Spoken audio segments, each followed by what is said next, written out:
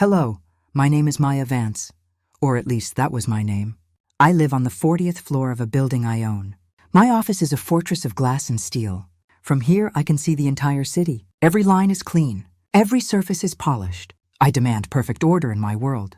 I build things. I am a property developer. I find old, broken, forgotten buildings, and I make them strong. I build beautiful, stable, safe homes for other people. I build foundations that cannot crack. I do this, I think, because I never had one myself. My childhood was not a home. It was a performance. It was a stage. My family, the Vances, were not a family. We were a product. My parents, Richard and Eleanor, were not parents. They were hosts. They were the most beautiful, charming, and utterly cold people I have ever known. Their entire lives were dedicated to one thing: appearances. Their religion was what other people thought. They worshipped status. They loved money, but they loved looking like they had money even more. They were perfect. My older sister, Olivia, was my mother's doll. She was beautiful, just like our mother. She had perfect blonde hair, perfect clothes, and a perfect empty smile. My mother paraded her around at parties like a prize she had won. My younger brother, Alex, was my father's heir. He was loud, confident, and taught from birth to be ruthless. He was the one who would carry on the Vance legacy. He was the one who got to go on business trips with my father, while my sister and I were taught how to smile and be quiet. And then there was me, Maya, the quiet, overlooked middle child. I was not a doll. I was not an heir. I was complicated. I was plain. I liked to read books. I was too quiet. I did not perform well at their parties. I was the blurry background in their perfect family portrait. I was the child they always forgot to introduce. The peak of our family performance, the grand finale of our act, was the annual Vance Masquerade Ball. It was a huge, expensive, ridiculous event. It was the last night of my old life. I was 12 years old. The house, our giant cold mansion, was full of important people, hundreds of them. The governor was there. Senators were there. People with last names that were written on buildings. The ballroom was full of music and fake laughter. My parents were electric. They floated through the room. My mother's laugh was like a tiny, perfect bell. My father's voice was strong and confident. They were the king and queen of a perfect, beautiful kingdom. They were the perfect, happy, powerful couple. I was in a costume, a simple, dark velvet dress. I was holding a white mask. My mask was not as fancy as Olivia's. Hers had real peacock feathers. Mine was made of paper. I remember I was standing near the orchestra. I was trying to be invisible. But the kingdom fell apart at exactly 10 o'clock. The orchestra was playing a waltz. My father was talking to a senator. My mother, Eleanor, walked up to him. She was not smiling. Her mask was beautiful, all gold and jewels, but her eyes were like chips of ice. "Richard," she said. Her voice was not a bell. It was a razor. "Where is it?" My father's smile froze. He tried to laugh. "Eleanor, my love, not now. We have guests. Where is the money?" she hissed. The senator, looking terrified, quietly walked away. The music in the ballroom seemed to get quieter. People were starting to watch. "The money from the lake house, Richard." "It is gone. You gave it to her, did not you? You gave our money to that child. It was not about us. It was not about their children. It was about money. And it was about infidelity." My father's face turned a dark, ugly red. "You dare accuse me?" he said, his voice low and dangerous. "You, who has not been a wife to me in 10 years? I have been the perfect wife." My mother shrieked. Her mask was crooked. "I built this social world. I built you. I gave you Olivia. And you are spending our money on that. That tramp." It was ugly. It was loud. People were staring. A glass broke. My mother, in a fit of pure, ugly rage, threw her glass of red wine. It hit my father's white tuxedo shirt. It looked like blood. The facade did not just crack. It exploded. The performance was over. The fight ended as quickly as it began. The music stopped. The guests, our friends, our important people, they started to leave. They were whispering, their eyes wide. They were running away like rats from a sinking ship. My mother, Eleanor, was breathing hard. Her mascara was running. She looked like a monster. She turned. She saw Olivia, who was watching from the grand staircase, looking perfect and scared. Eleanor pointed a long red fingernail at her. "Olivia, get your coat. We are leaving." My father, Richard, wiped the wine from his face. He looked at my mother with pure cold hate. "Fine," he spat. Go, run away, but you will not take my son." He looked around the room and saw Alex, who was hiding behind a large curtain. "Alex, to me!" "We are leaving." My mother grabbed Olivia's hand. They went out the front door. It slammed shut. The sound echoed through the entire house. My father grabbed Alex's arm. They went out the side door, the one that led to the garage. That door slammed shut too. I was left alone. I was standing in the middle of the huge empty ballroom. The party was over. The guests were gone. My family was gone. I was still wearing my silly velvet costume. I looked down. In my hand, I was still holding my white paper mask. During the fight, someone had bumped into me, hard. The mask was cracked. A long, jagged line ran right down the middle. A ruined mask. I waited. I stood there for maybe an hour. The catering staff, the waiters, the orchestra. They all packed up and left. They did not look at me. They just wanted to get out of the broken house. Finally, the lights in the ballroom clicked off one by one. I was alone in the dark. I went to my room. I did not change. I just sat on my bed, still holding the mask. The next morning I woke up. The house was quiet. Too quiet. I walked downstairs. The house was a disaster. Empty glasses, crushed food on the priceless carpet. It smelled like stale wine and failure. My mother did not come back. My father did not come back. My sister did not call. My brother did not call. The staff, the cook, the maids, they came in. They saw the mess. They saw me. They did not know what to do. They started to clean. But by noon, a car came. It was a payroll service. They were given their last checks. They packed their things. And they left too. By 5 o'clock that evening, the house was completely, totally empty. It was just me. I waited all night. I ate a box of crackers, standing in the giant, dark kitchen. I slept in my bed. I waited all the next day. I did not cry. I was just waiting for the performance to start again. But no one came. On the third day, I did not go to school. I had not gone the day before. The phone rang. It was the school office. I did not answer. An hour later, a car pulled up. Not my mother's Mercedes, not my father's Jaguar. It was a blue, boring county car. A woman in a simple brown suit walked to the door. She rang the bell. I opened it. She looked at me. I was still in my party dress. It was wrinkled and stained. My hair was a mess. I was still holding the broken mask. "Are you Maya Vance?" she asked. Her voice was not kind. It was not mean. It was just a fact. "Yes," I whispered. "I am Mrs. Gable," she said. "From Child Protective Services. Your school called us. They said you have not been in class. Are your parents home?" I just looked at her. I did not have to say anything. She looked past me into the giant, empty, silent house. She saw the dead flowers from the party. She saw the stillness. "I see," she said.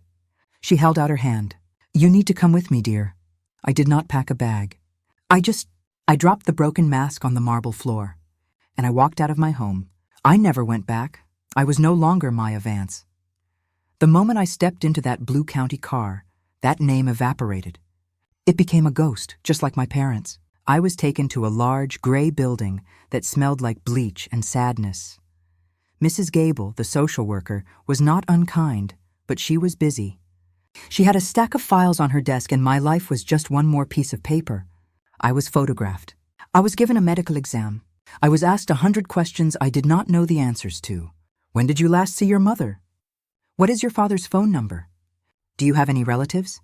I did not know. I did not know anything. My old life, the one with the ballroom and the big house, felt like a dream. This was real. The hard plastic chair, the buzzing fluorescent lights. I was no longer a person. I was case file 31B. My first foster home was not a nightmare. It was just gray. It was a small, crowded house in a part of town I had only seen from the highway. The foster parents, Mr. and Mrs. Henderson, were not mean. They were just tired. They had 5 other foster kids, plus 2 of their own.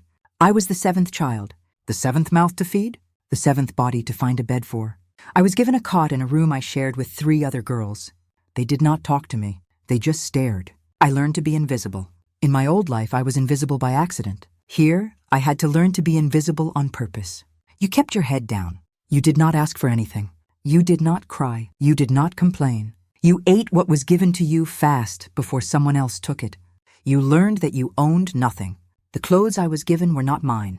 They were house clothes. I learned that my old life was gone. It was not a pause. It was not a break. It was a full stop. My parents were not coming back. No one was. I was no longer a rich girl. I was a foster kid. The rules were different now. The only rule was survive. Expect nothing. Hope for nothing. I stayed there for 6 months. I learned how to wash my own clothes in a metal sink. I learned how to be cold. I learned how to be hungry. I learned how to be quiet. Then I was moved. The Hendersons were over capacity. I was just a number, and they needed to move a number. I was put back in the blue car and taken to a new house. This home was worse. The first one was indifferent. This one was bad. The foster parents, the Millers, were not mean. They were angry. They were in it for the check. The small check the state sent them every month for my care. And they hated that they had to spend any of it on me. The house was dirty. It smelled like old food and cats. The refrigerator was locked after dinner. I was always hungry. I was always cold. I had one thin blanket. This was where I learned to build the real wall. The broken paper mask I had dropped, that was nothing. This was a wall of stone inside my heart. I learned to not feel. Feeling was a weakness. Crying got you laughed at. Being sad got you yelled at. So I felt nothing. I was a ghost. I went to school. I sat in the back. I spoke to no one. I came home. I did my chores. I went to my cold little room. I built a fortress inside my mind. A place they could not touch. I would never ever let anyone see me hurt again. I would never let anyone in. Never. But there was one last crack in the wall. One last stupid piece of hope I did not even know I had. I was 13. I had been in the Miller's house for almost a year. I found a phone. An old prepaid phone Mr. Miller had thrown in a drawer. It had a few minutes left on it. My hands were shaking. I do not know why I did it. It was a moment of weakness. I still remembered the number. My mother's new cell phone number. I had found it on a piece of mail that had been forwarded to the old house, back when I was still with Mrs. Gable. I had memorized it. I went into the cold bathroom, locked the door, and dialed. I was terrified. What would I say? What would she say? My heart was pounding so hard I thought it would break my ribs. It rang. Once, twice. Hello? It was not my mother. It was my sister, Olivia. Her voice was older, but it was her. Perfect, clear, and annoyed. Olivia? I whispered. My voice did not sound like my own. It was a little frog croak. Who is this? She snapped. She sounded like she was at a party. I could hear music. It is me, I whispered. It is Maya. The line went silent. Pure, cold silence. I could hear her breathing. I could hear the distant music. It is me, I said again, a little louder. It is Maya, please. I do not know where... Who is it, Olivia? I heard my mother's voice in the background. Her perfect bell-like voice. Who is on the phone? I held my breath. My whole life, my whole world, hung in that 1 second of silence. Olivia's voice came back. It was not annoyed anymore. It was cold. It was ice. No one, she said. It is a wrong number. And she hung up. She hung up on me. I stood in that dirty, cold bathroom. I stared at the cheap plastic phone. No one, she had said. Wrong number. I was not her sister. I was not Maya. I was no one. I did not cry. That was the amazing part. I did not feel a single tear. The last little crack in my wall sealed over. It was not a wall of stone anymore. It was a wall of solid steel. I was done. I had no family. I had no sister. I had no mother. I had no father. I had no one. I was case file 31B. Fine. I would be the best case file they had ever seen. I would survive this. I would get out, and I would never ever need anyone again. I dropped the phone in the trash. I unlocked the door, and I went back to being invisible. The last piece of the little girl in the velvet dress had just died. For 4 years, I drifted. I was not a person. I was a file. I was passed from one tired house to another, and the wall inside me grew. I was not the quiet, invisible girl anymore. I was angry. The world had hurt me, so I was going to hurt it back. I was 16 years old. I was failing all my classes at a school I hated. I was getting into fights. I was smoking cigarettes I had stolen. I was hard. I was angry. And the system was finally done with me. My social worker, Mrs. Gable, the same woman who had picked me up from my empty mansion, sat across from me in a small gray room. She looked tired. She slid a new file across the table. "This is it, Maya," she said. Her voice was flat. "You are on your last chance. One more screw-up, one more fight, one more failed class, and you are out. You go to the group home. And trust me, you do not want to go there. A group home. That was the end of the line. It was not a home. It was a kid prison. I did not care. I just stared at the wall. "This is your last placement," she said. "Mrs. Beth, she is different. Do not mess this up." I was dropped off at a small, neat brick house. It was not like the other foster homes. It was not chaotic. It was not dirty. It was orderly, and it was quiet. The door opened. A woman stood there. She was tall. She was probably in her 50s. Her gray hair was pulled back in a tight, severe bun. She was not smiling. She was not holding a plate of cookies. She was not a motherly person. She wore a simple, clean work shirt and jeans. Her hands looked strong, like a man's hands. "You are Maya," she said. It was a statement, not a question. I just nodded. "I am Mrs. Beth," she said. She did not try to hug me. She did not pat my shoulder. She just stepped aside. "Get your bag. I have 2 rules. You do your chores, on time, without being asked. You do your schoolwork and you pass your classes. You break those rules, you are out. I do not care about your feelings. I do not care about your past. I care about the rules. Go." That was it. No "welcome to the family." No "we are so happy to have you." It was a contract. It was the first honest conversation I had had in 4 years. I almost respected her for it. The house was strange. It was spotless. But every flat surface, the big dining room table, a desk in the living room, it was all covered in giant, giant pieces of paper. They were white and blue and covered in thin, perfect black lines. I had never seen anything like them. I was bored. I was angry. I walked over to one of the tables and just looked. I saw drawings of buildings. But they were strange. They were cut in half. You could see the insides. You could see where the pipes went.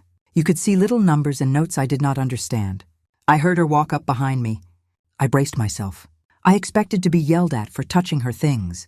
"Those are blueprints," she said. Her voice was right behind me. I did not turn. "What are they?" I asked. "They are plans," she said. "I am a structural engineer." I did not know what that was.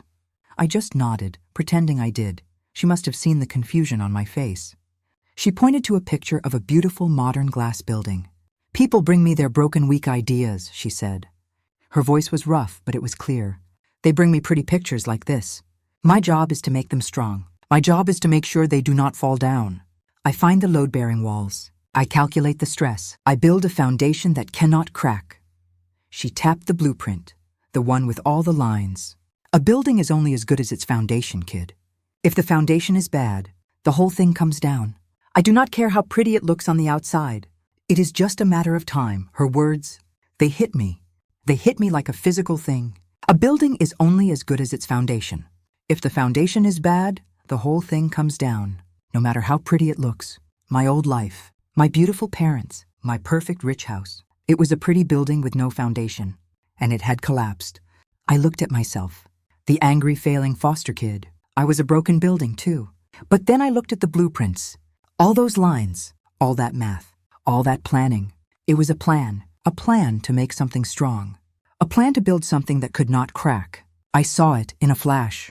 I saw a way out. I was not going to be a victim. I was not going to be angry. I was going to be a builder.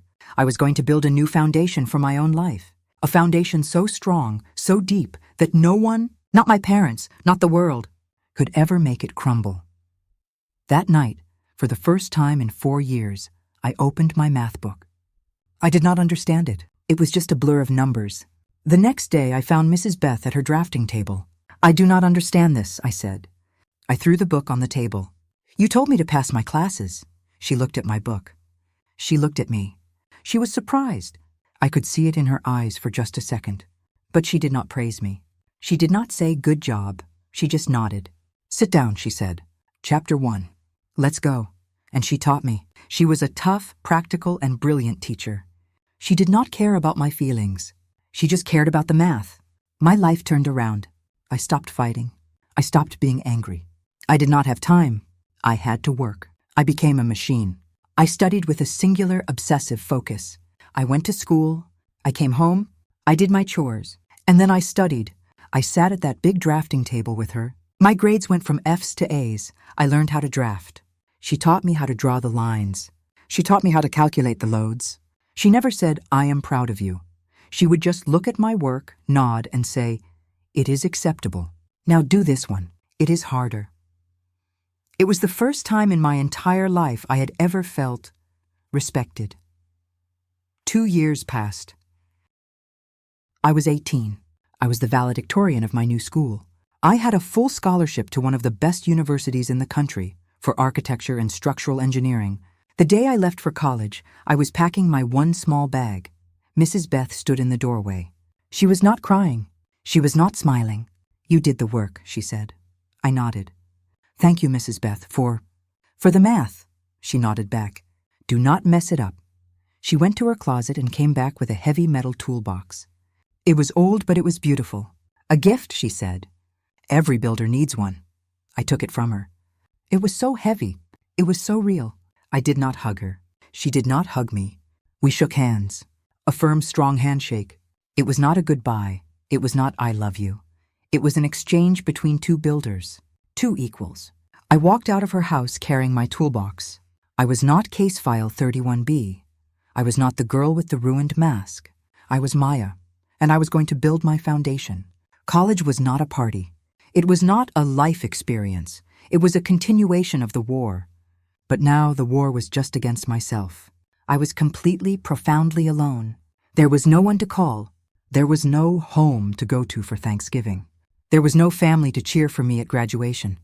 I was just me, and the toolbox from Mrs. Beth. I lived in a tiny cinder-block dorm room. I was surrounded by kids who were living on their parents' money. They went on ski trips. They went out to drink. I worked 3 jobs. I was a drafter for a small construction company in the mornings. I worked in the university library at night, shelving books. I tutored undergraduates in physics and calculus. I did not just work for rent and food. I worked to build my armor. Every dollar I saved was another plate of steel. Every A I got on a test was another layer of defense. I did not make friends. Friends were a weakness. Friends were a distraction. I was not there to socialize. I was there to build my foundation. I was there to become so strong that the world could never ever break me again. I graduated at the top of my class, summa cum laude. I was the star of my department. My professors called me brilliant. I was not brilliant. I was just driven. I was driven by the ghost of that little girl in the ballroom. I was driven by the sound of that phone call. No one. Wrong number. I would never be no one again. I got a job at a top architecture firm in the city, Kensington and Price. It was the kind of place my father would have respected. It was all glass and steel and quiet, expensive whispers. I was the only woman on my team who was not a secretary. The men I worked with, they were all like my father and brother. They were arrogant. They were polished. They thought they were the masters of the universe. They did not know what to do with me. I was not like them. I did not go to lunch. I did not play golf. I did not laugh at their bad jokes in the break room. I just worked. I sat at my desk for 12 hours a day. I was ruthless. I was efficient. My designs were not just pretty. They were strong. They were smart. They were flawless.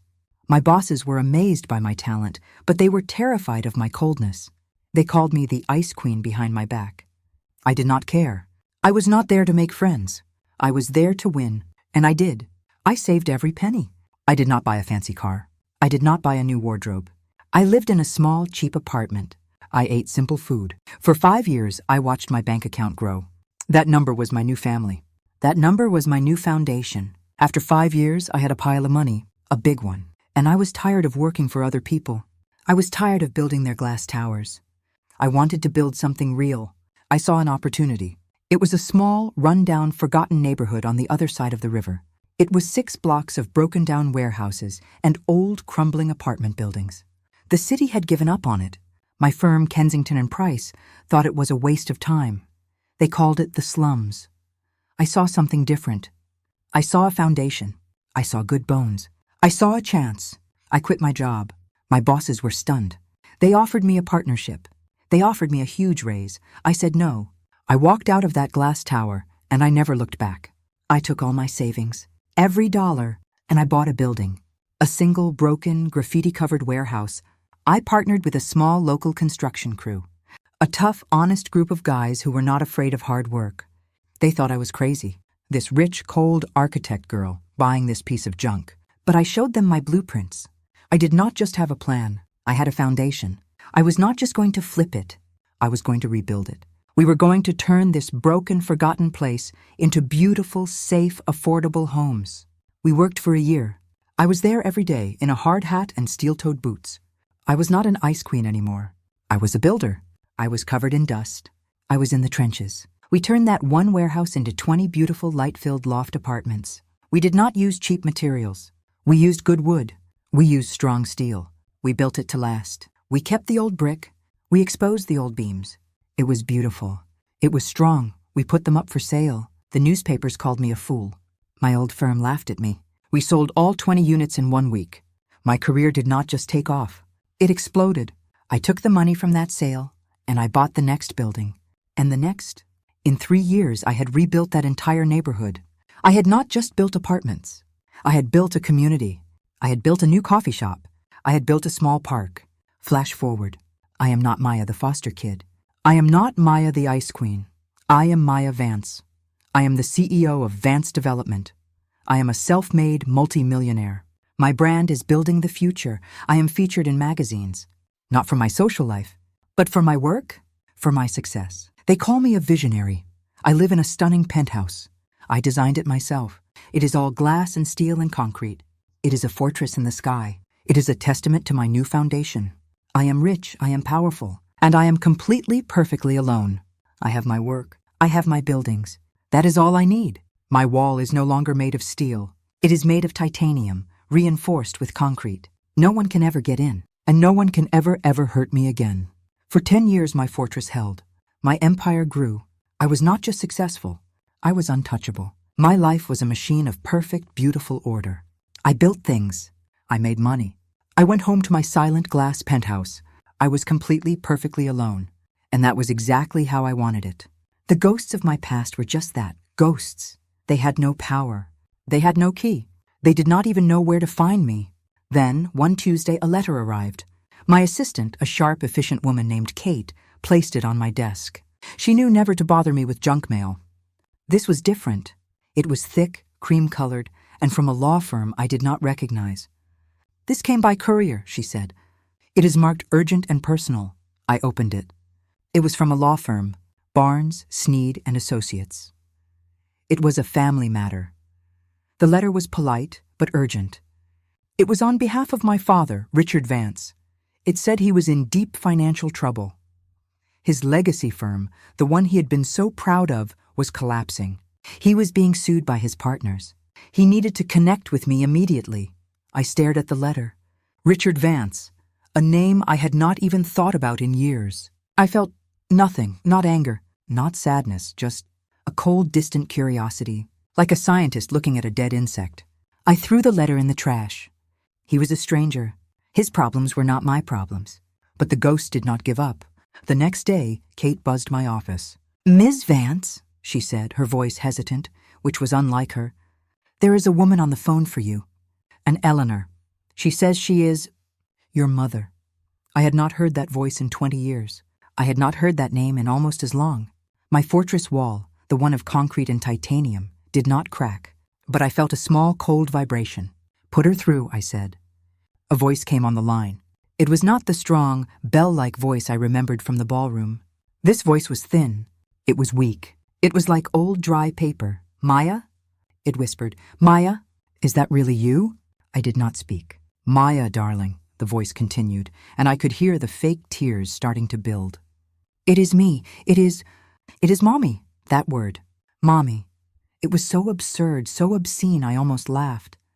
"What do you want, Eleanor?" I asked. My voice was flat, cold, the voice of my office. There was a shocked silence. She was not expecting that.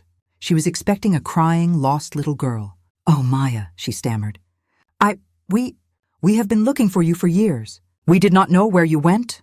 We were so worried." A lie, a pathetic, transparent lie. "And then we saw an article in a magazine about you, your company. Oh, Maya, we are so proud of you. All that success. You did it, just like your father always knew you would." This lie was even worse.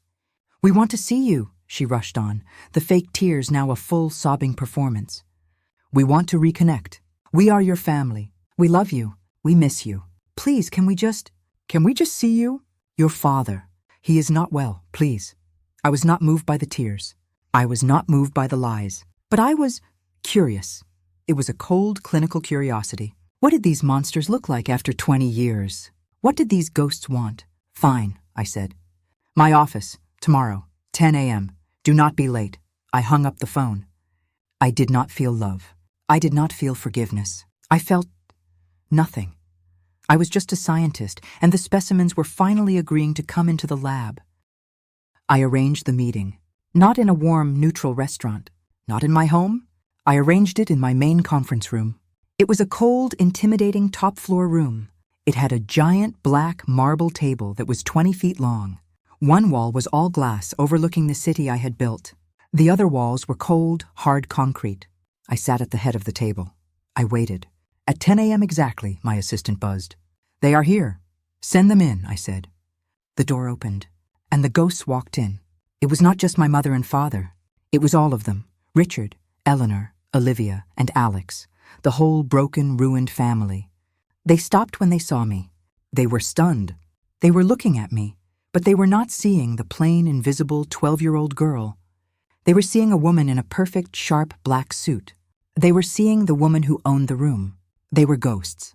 They were so small. My father, Richard, who I remembered as a giant, was a thin, gray, stooped man. His expensive suit was worn out at the cuffs. His eyes were desperate. My mother, Eleanor, her beauty was gone.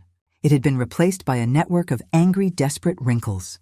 She was wearing jewelry that was trying too hard. My sister, Olivia, the perfect, beautiful doll. She was not perfect. She looked tired. Her blonde hair was brassy. She looked like she was between jobs and had been for a long time. And my brother, Alex, the heir. He just looked lost. He was a handsome, empty man with my father's eyes, but none of his fire. They were all failures. Every single one of them. My mother rushed forward. "Maya!" she cried, her arms open. I did not stand up. I just held up one hand. A simple, cold gesture. She stopped. Her arms fell. "Sit down," I said. It was not a request. It was a command. They all sat down, like children in a principal's office. They looked around at the huge, cold room, at the view of the city. They looked terrified. My father cleared his throat. He tried to sound like the man he used to be, the powerful man. "Maya," he began, It is good to see you. You have done well." He did not apologize. He did not explain. He did not ask how I was. He just began. "We are here," he said, "because it is time for this family to come back together.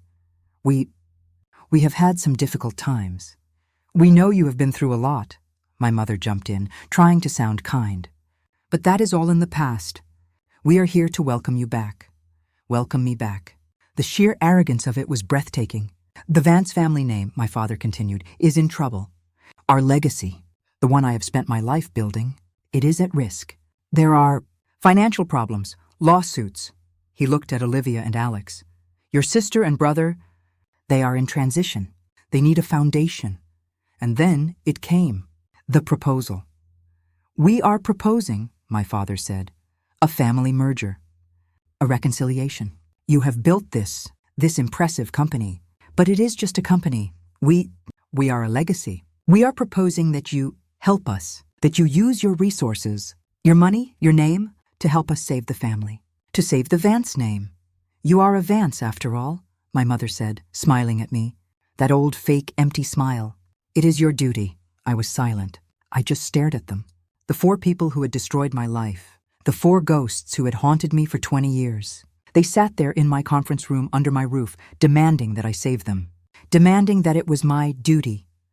My father, Richard, was still holding his proposal, his hands shaking slightly with a new, greedy energy. My mother was smiling, a shaky, pleading smile, as if we were just a normal family, discussing a normal loan. My sister Olivia was looking at her nails. And Alex? He just looked blank. They were all waiting.